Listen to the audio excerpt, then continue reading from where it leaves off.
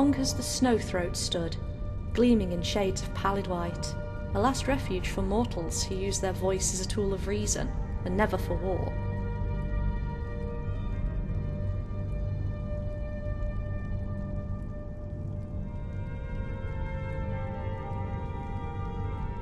Perhaps, but those you slaughter in the name of peace will retaliate, and the cycle of destruction begins anew. In order to perpetuate peace, understanding and negotiation are far more useful tools. I am Aurlyn. I have walked Tamriel for years uncounted, seeing nothing but violence and blood. When the Daedra attacked my homeland, I was forced to kill. Now the Thalmor sweep across the land like a black plague, bringing death and destruction wherever they go. I wanted no part of the conflicts that rage across the land, and sought refuge here, high upon the slopes of the throat of the world.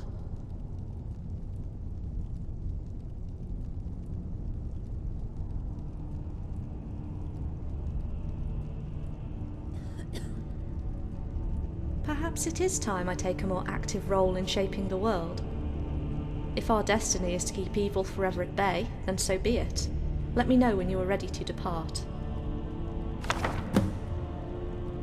Let us bring tranquility to these frozen wastes.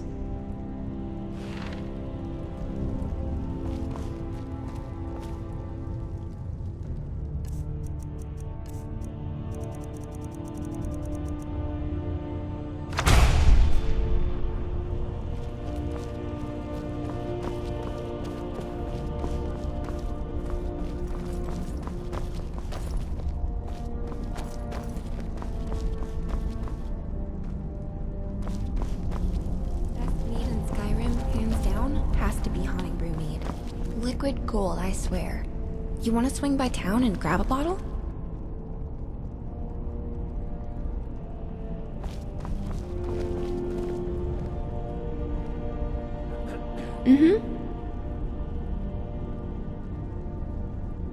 Sure thing.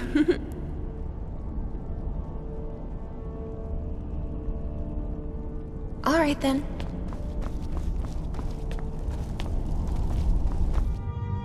Always. What shall we discuss? I'm quite sympathetic towards him. It must have been horrid, coming to this island in search of riches and relics, yet slowly being driven mad by an ancient evil buried deep. He certainly wasn't in control of his actions, and to have spilt so much blood in the name of another would certainly haunt me for the rest of my life. In time he may rest and recover, but the scars earned here shall never truly fade. Indeed. It seems the people of Raven Rock owe you a debt for such a feat, although none of them will ever know it. I did also notice that his flame spells were eerily similar to mine in almost every regard, and wonder if perhaps we are somehow linked, in an embodiment of mind, or through both time and space.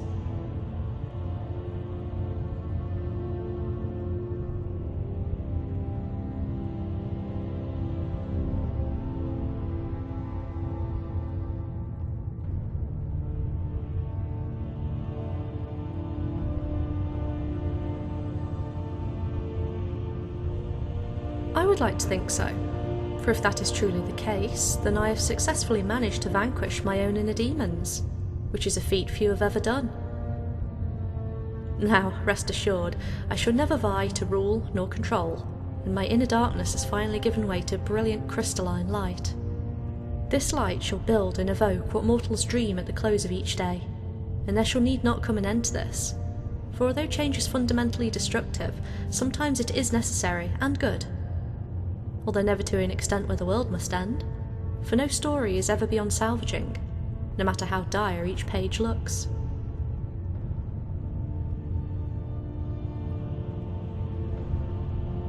Indeed. Speak true, and I shall listen.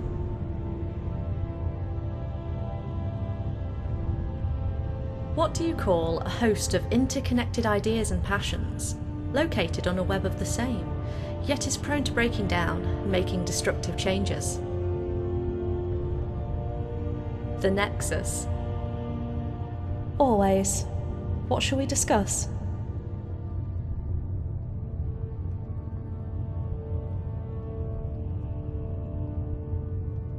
I was. You may have been but two facets of the same person, but I knew it was you all along. Well, no matter which ending you chose, it looks like you're onto my nightly world-travelling habits now. Which one? There were so many of them. I'm rather fond of that otherworldly rant. Making you see an aspect of the truth through my nature was inspired, if I do say so myself. Oh well, at least we had fun, didn't we? And that, in the end, is what really matters.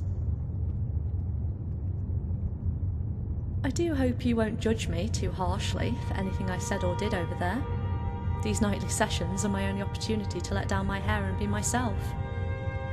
Here I have to stay in character, but I can be as wild, contradictory, and free as I want to when the stage is another world that has no consequence to our own. Honestly, what was my writer thinking, letting me run loose like that?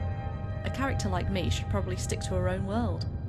Lest trouble stories and events of monumentous occasion start popping up across the cosmos. As do you. Why, I'm frankly surprised that you don't have as many stories to tell as I do. Although I suppose that isn't exactly true, is it? After all, you have played your role as many times as I have played mine.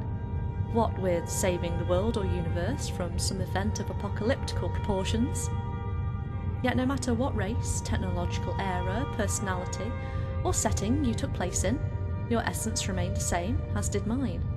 And that's the beauty of it. Together our experiences become a story that never ends. And what more could we ask for? Yes, I suppose it is. Well, Soul Seer. Soul Survivor. Dragonborn, that was it. Shall we continue onwards in our adventures then? After all, we have an endless parade of dragons to slay, prophecies to unravel, philosophical questions to discuss, and ancient relics to be found. But in the end, that's just another day out in the tundra for us, isn't it? Shall we get started? Let us journey ever onward.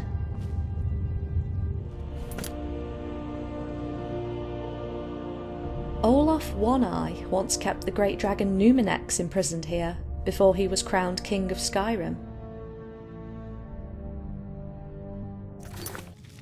Some say the imposing Skyforge was constructed in the Dawn era, from a time before mortals arose. Of course. What's on your mind? Can you perhaps... So it is done. The world of mortals shall not be ended at the teeth and claws of Alduin. At least not today. Perhaps when Nirn is beyond redemption, and mortals drift unnoticed in a world of greed, the black hearts of man and mer can find peace only in death. Then the visage of Alduin, the World Eater, shall once again appear, and end the world so another can be born anew. Forgive me, Dragonborn. I do not mean to cast a shadow over your victory. You have done a mighty deed indeed, and your name shall be sung from now until the end of time. As what? The silent philosopher, the grim chronicler, the Dragonborn's idealistic companion who can barely stomach raising a blade to defend herself? No, history only remembers heroes, and I shall remain unnoticed and forgotten. A bloody and brutal revolt against the old Jarl left the entire city razed to the ground. It took 5 years to rebuild Riften into what you see today.